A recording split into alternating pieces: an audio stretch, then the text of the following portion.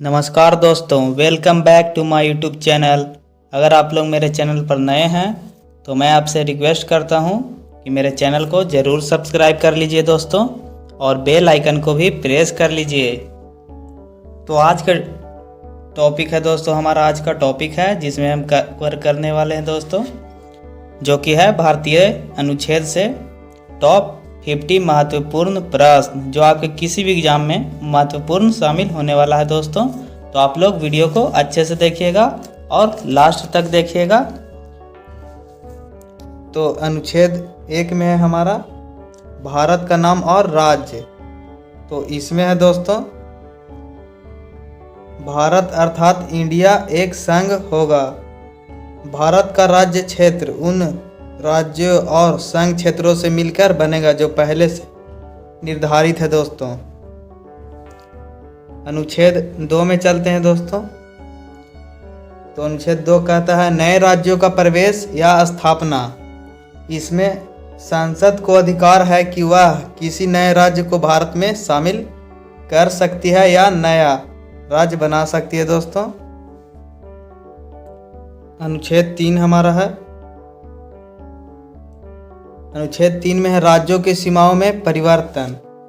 संसद को शक्ति है राज्य की सीमाओं में बदलाव, राज्य को विभाजित करना या मिलाना, और राज्य का नाम बदलना इसमें है शामिल दोस्तों। तो हमारा अगला अनुच्छेद है अनुच्छेद 4, जो कि इसमें अनुच्छेद 2 और 3 के अधीन किए गए बदलाव हैं। तो इसमें है अनुच्छेद 2 और 3 के अंतर्गत कोई भी कानून संविधान की पहली अनुसूची में संशोधन करेगा पर वह संशोधन की प्रक्रिया नहीं मानी जाएगी। तो अनुच्छेद 5 कहता है दोस्तों, अनुच्छेद 5 कहता है नागरिकता की शुरुआत। जो व्यक्ति संविधान लागू होने के समय भारत में रहते थे और शर्तों को पूरा करते थे, उन्हें भारत की नागरिकता दी गई है। तो अनुच्छेद 5 में यह शामिल है। अनुच्छेद अब ऑब्जेक्टिव प्रश्न देखते हैं दोस्तों, जो कि वस्तुनिष्ठ प्रश्न बनाए गए हैं 1 से 5 तक अनुच्छेद में। तो हमारा पहला प्रश्न है इसमें, भारत को संविधान में क्या कहा गया है? तो इसका करेक्ट आंसर हो जाएगा ऑप्शन सी, यानी कि संघ कहा गया है दोस्तों। हमारा अगला प्रश्न है, कौन सा अनुच्छेद नए राज्यों को शामिल करने से संबंधित है?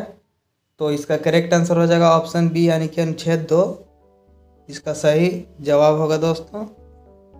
हमारा अगला प्रश्न है, राज्य का नाम बदलने का अधिकार किसके पास होता है? तो इसका करेक्ट आंसर हो जाएगा ऑप्शन डी, यानी कि यह संसद के पास होता है दोस्तों। हमारा अगला प्रश्न है, अनुच्छेद 4 किससे संबंधित है? तो इसका करेक्ट आंसर हो जाएगा ऑप्शन डी, यानी कि अनुच्छेद 4, जो कि राज्य निर्माण कानून से संबंधित है दोस्तों। हमारा अगला प्रश्न है, भारतीय नागरिकता किस अनुच्छेद में दी गई थी?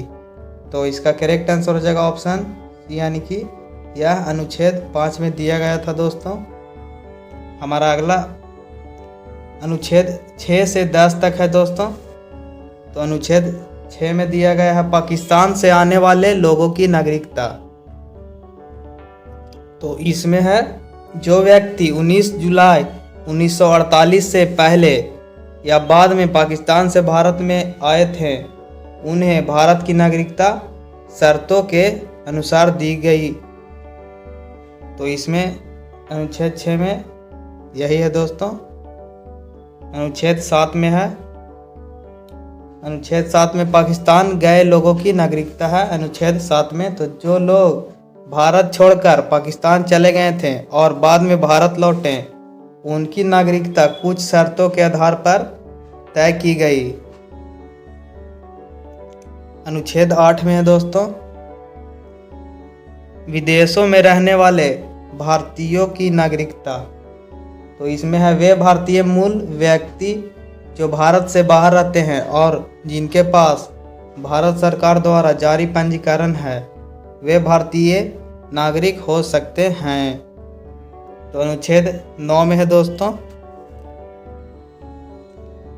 विदेशी नागरिकता लेने वाले की नागरिकता समाप्त। तो ये इसमें यह अनुच्छेद 9 में है, विदेशी नागरिकता लेने वाले की नागरिकता समाप्त। तो इसमें कहा गया है दोस्तों, यदि कोई व्यक्ति स्वेच्छा से किसी अन्य देश की नागरिकता लेता है तो वह भारतीय नागरिक नहीं रहेगा। अनुच्छेद 10 में है, नागरिकता का अधिकार जारी रहना। तो इसमें कहा गया है, जो व्यक्ति नागरिक है उन्हें कानून के अनुसार यह अधिकार जारी रहेगा जब तक कि उसे कानूनी रूप से समाप्त न किया जाए। तो वस्तुनिष्ठ प्रश्न देखेंगे दोस्तों, अनुच्छेद 6 से 10 तक। तो हमारा पहला प्रश्न इसमें है, अनुच्छेद 6 किससे संबंधित है? तो यह करेक्ट, इसका आंसर हो जाएगा आपका ऑप्शन बी, यानी कि यह पाकिस्तान से आने वाले लोगों की नागरिकता से संबंधित है। हमारा अगला प्रश्न है, पाकिस्तान गए लोगों की नागरिकता किस अनुच्छेद में वर्णित है दोस्तों? तो इसका करेक्ट आंसर हो जाएगा अनुच्छेद 7 में वर्णित है। इसका करेक्ट आंसर ऑप्शन ए हो जाएगा। अगला प्रश्न हमारा है, भारत के बाहर रहने वाले भारतीय मूल के लोगों की नागरिकता किस अनुच्छेद में दी गई है? तो इसका करेक्ट आंसर हो जाएगा ऑप्शन सी, यानी कि अनुच्छेद 8 में दिया गया है दोस्तों। हमारा अगला प्रश्न है, यदि कोई व्यक्ति विदेशी नागरिकता लेता है तो वह भारतीय नागरिक नहीं रह सकता। तो इसका करेक्ट आंसर हो जाएगा दोस्तों ऑप्शन बी, यानी कि नहीं रह सकता अनुच्छेद 9 के अनुसार। तो हमारा अगला प्रश्न है, नागरिकता जारी रहने की बात किस अनुच्छेद में की गई है? तो इसका करेक्ट आंसर हो जाएगा ऑप्शन ए, यानी कि अनुच्छेद 10 में किया गया है। अब हम देखेंगे अनुच्छेद 11 से 15 तक दोस्तों। तो अनुच्छेद 11 में कहा गया है, संसद की नागरिकता से संबंधित शक्ति। तो इसमें कहा गया है, संसद को यह अधिकार है कि वह नागरिकता प्राप्त करने और समाप्त करने से संबंधित कानून बना सके। तो अनुच्छेद 12 में है दोस्तों, राज्य की परिभाषा। तो इसमें कहा गया है, राज्य में सरकार, संसद, राज्य विधान मंडल, केंद्र और राज्य के अंतर्गत आने वाले सभी अधिकारी और संस्थाएं शामिल है। अनुच्छेद 13 है दोस्तों, मौलिक अधिकारों का संरक्षण। तो इसमें कहा गया है, कोई भी कानून जो मौलिक अधिकारों के विरुद्ध होगा वह शून्य, null एंड void माना जाएगा दोस्तों। तो अनुच्छेद 14 में है, समानता का अधिकार। तो इसमें कहा गया है, राज्य सभी व्यक्तियों को कानून के समक्ष समानता और समान संरक्षण का अधिकार देगा, भेदभाव नहीं किया जाएगा दोस्तों इसमें। तो हमारा अगला प्रश्न है, अनुच्छेद 15, इसमें धर्म, जाति, लिंग, जन्म स्थान के आधार पर भेदभाव का निषेध है। तो इसमें कहा गया है, राज्य किसी भी नागरिक के साथ धर्म, जाति, लिंग या जन्म स्थान आदि के आधार पर भेदभाव नहीं करेगा। तो वस्तुनिष्ठ प्रश्न को देखेंगे दोस्तों। तो इसमें पहला प्रश्न हमारा, नागरिकता पर कानून बनाने का अधिकार किस अनुच्छेद में है दोस्तों?